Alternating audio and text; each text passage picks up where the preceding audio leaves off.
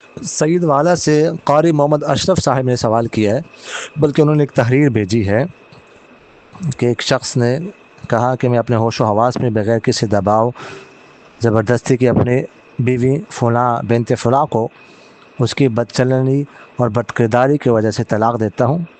وہ میری طرف سے فارغ ہے، وہ میری ماں بہن جیسی ہے۔ میں اپنی دونوں بیٹیوں کو اپنے پاس رکھنا چاہتا ہوں۔ اس کے بارے میں پوچھ رہے کہ طلاق ہو گئی کہ نہیں ہوئی، کتنی طلاقیں ہو گئی، کون سی ہوئی، اس کے بارے میں دیکھیے گا۔ اگر یہ تحریر اس نے بغیر کسی دباؤ کے واقعتاً ہوش و حواس میں لکھی ہے، تو جو اس نے لکھ کے طلاق دیتا ہوں، اس سے ایک طلاق رجعی واقع ہوگی۔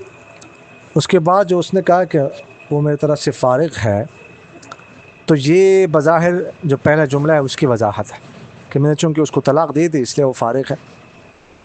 اگر واقعتاً یہ پہلے جملے کی وضاحت کے لیے کہا ہو تو اس سے کوئی طلاق واقع نہیں ہوگی۔ البتہ اگر اس سے اس کی نئی طلاق کی نیت ہو تو اس صورت میں پھر اس سے جو ہے وہ طلاق بائن واقع ہو جائے گی، دوسری طلاق جو ہے وہ واقع ہوگی، اور بائن دو طلاقیں واقع ہو جائیں گی۔ اور جہاں تک وہ اگلا جملہ ہے وہ میری ماں بہن جیسی ہے، تو اگر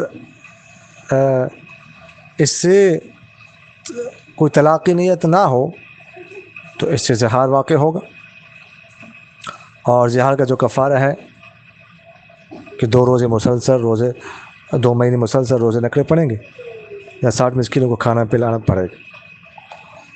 اور اگر طلاق کی نیت سے کہا ہے تو اس صورت میں پھر ہم دیکھیں گے کہ فارغ کی نیت سے اس کی طلاق کی اگر نیت تھی تو اس جملے سے پھر کوئی نئی طلاق واقع نہیں ہوگی، کیونکہ بائن کو لاحق نہیں ہوتے طلاق بائن۔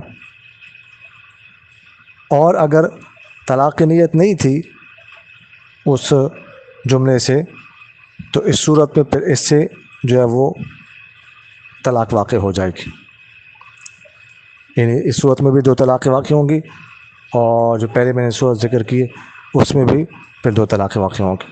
لیکن بہرحال بہتر یہ ہے کہ یہ ساری وضاحت شوہر سے پوچھی جائے، اس کی نیت کیا تھی اور کیسے اس نے طلاق دی ہے، کس حالت میں طلاق دی ہے، یہ ساری تفصیل اس سے پوچھی جائے۔ جزاکم اللہ خیر۔